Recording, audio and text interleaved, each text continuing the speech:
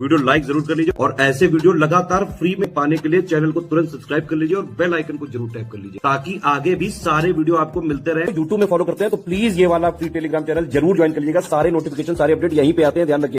Hello everyone, welcome to R by study for civil services. Myself Alka Pandey. तो दोस्तों, हम देख रहे हैं यूपीपीएससी आपके आर में पूछे जाने वाले प्रश्न। ठीक है, आर का PYQ हम देख रहे हैं।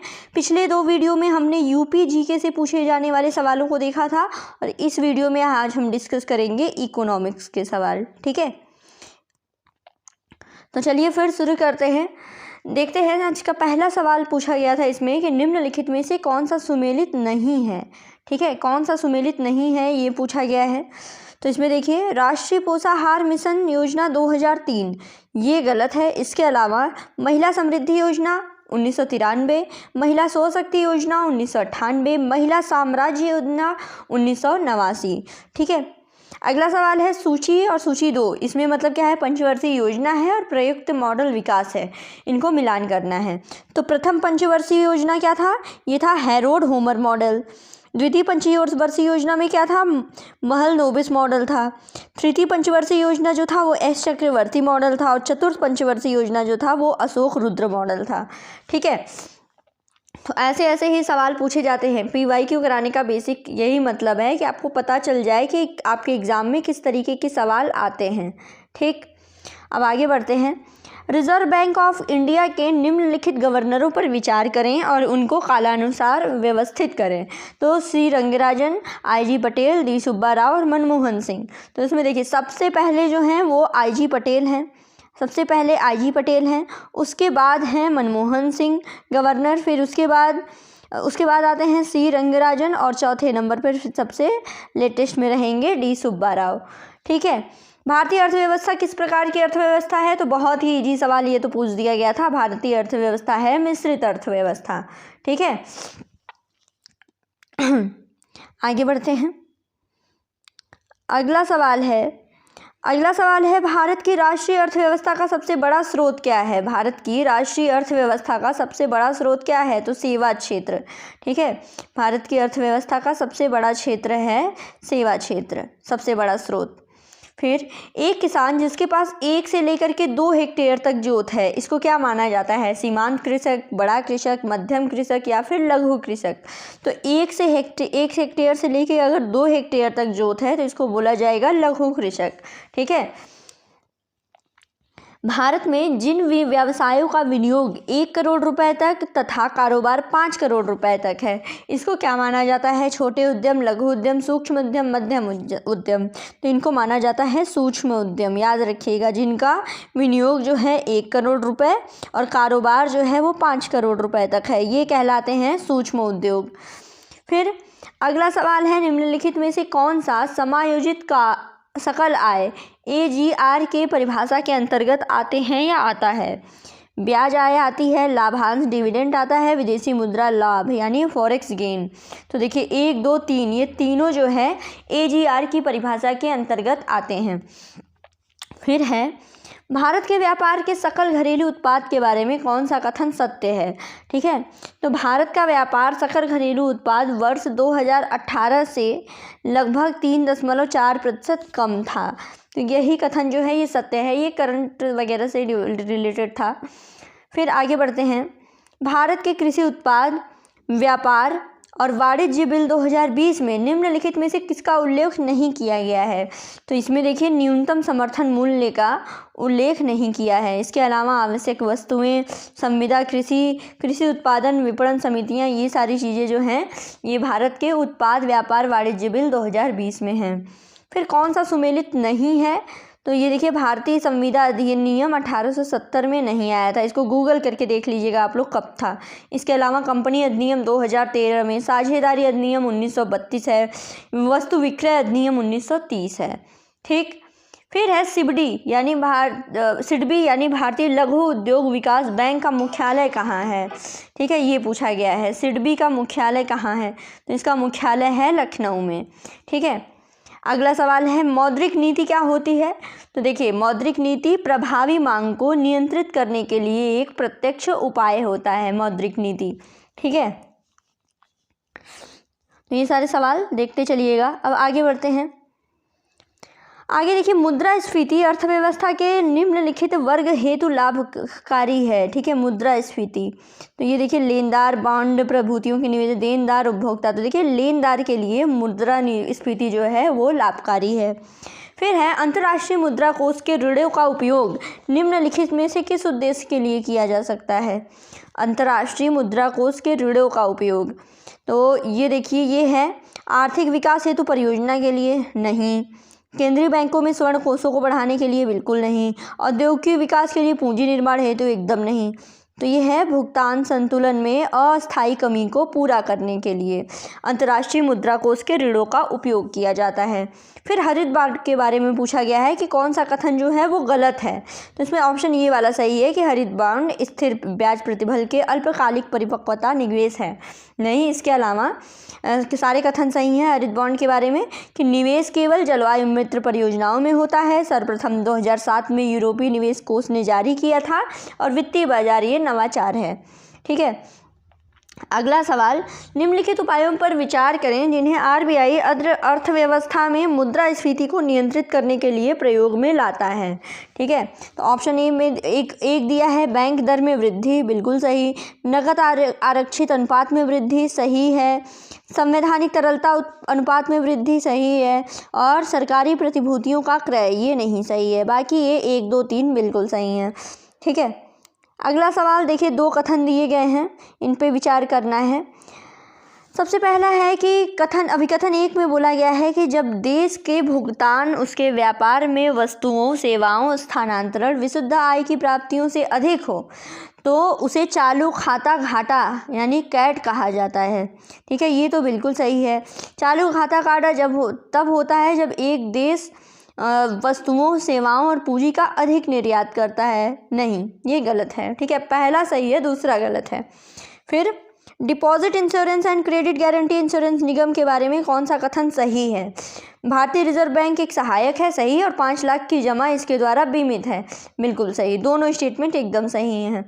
ठीक है, आगे बढ़ते हैं। WTO के अंतर्गत सरकारी न्यूनतम समर्थन मूल्य और बाजार मूल्य के अंतर जब सीधे किसानों को भुगतान किया जाता है तो इसको क्या कहा जाता है? इसको बोला जाता है नीला बॉक्स सहायिका।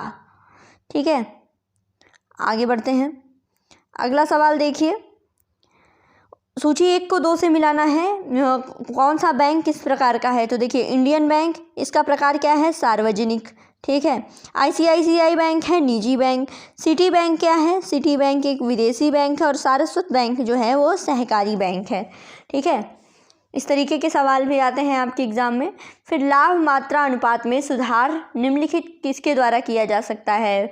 बढ़ती कीमत में वृद्धि, बिक्री मिश्रण को बदलना, परिवर्तनशील लागत को कम करना और उपर्युक्त सभी। तो यहाँ पे ऑप्शन डी सही है। फिर निम्नलिखित में से किसको गरीबी का सामाजिक सूचक नहीं समझा जाता है? तो ये है परिवहन के साधनों की कम संख्या, इसको ये गरीबी का सामाजिक सूचक नहीं है। इसके अलावा निरक्षरता स्तर हो गया, स्वास्थ्य है और रोजगार के अवसरों की कमी, ये गरीबी के सूचक हैं। आगे बढ़ते हैं। अगला सवाल है, परिवहन, संचार, वाणिज्य ये किसके अंतर्गत आते हैं? परिवहन, संचार, वाणिज्य जो हैं ये तृतीयक गतिविधियां हैं। आयात कर क्या होता है? आयात कर व्यापार की मात्रा को घटाता है। ठीक है, व्यापार की मात्रा को घटाता है आयात कर। फिर भारतीय रुपए को चालू खाते में पूर्ण परिवर्तनीय कब बनाया गया था? तो 1994 में, 1994 में। ठीक है, अगला सवाल है, GST किस तरह का कर है? GST किस तरह का कर है? तो ये एक प्रकार का अप्रत्यक्ष कर है। फिर सूची 1 को सूची 2 से मिलाना है, कार्यक्रम है और शुरुआत करने के वर्ष हैं। तो देखिए, स्वर्ण जयंती ग्राम स्वरोजगार योजना 1999, स्वर्ण जयंती शहरी रोजगार योजना 1997, जवाहर रोजगार योजना जो है 1989 और ग्रामीण स्वास्थ्य मिशन कब है? 2005 है। ठीक है, इसी तरह कुछ कार्यक्रम हैं, उनको शुरू करने के वर्ष याद रखिएगा। फिर अगला सवाल है, किस पंचवर्षीय योजना में सभी विकासात्मक प्रयासों के सार के रूप में मानव विकास को मान्यता दी? तो ऐसा हुआ था 8वीं पंचवर्षीय योजना में। ठीक है, अब अगले सवाल की तरफ चलते हैं। निम्नलिखित कथनों पर निम्नलिखित कथनों पर विचार करना है। तो जीएसटी परिषद की अध्यक्षता संघीय वित्त मंत्री करते हैं और केंद्र के राजस्व या वित्त के प्रभारी राज्य मंत्री इसके एक सदस्य होते हैं। बिल्कुल सही है। जीएसटी जो है वो दर से छूट वाली वस्तुओं के बारे में निर्णय करेगी और नई नीति का निर्धारण भी करेगी। सही है। और सरकारों के पास वैट उगाही का विकल्प होगा अगर वो ऐसा चाहें। तो ये स्टेटमेंट गलत है। पहला दूसरा सही है। फिर है मुद्रा वित्तीय मामलों में सरकार का वित्तीय अभिकर्ता सलाहकार कौन है? तो ये है आरबीआई। ठीक है। शुद्ध निर्यात बराबर क्या होता है? निर्यात माने निर्यात माइनस आयात। ठीक है। अगला सवाल देखते हैं।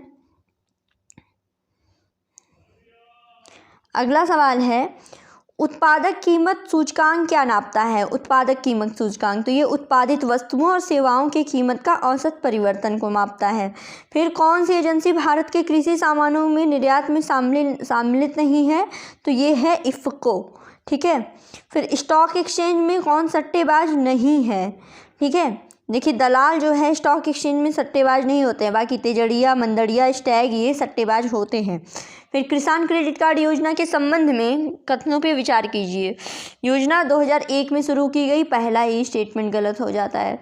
ठीक है। तो इसमें ये भी ऑप्शन एलिमिनेट, ये भी। यह किसानों को उनकी खेती की आवश्यकताओं के लिए पर्याप्त समय अनुकूल साख समर्थन प्रदान करती है।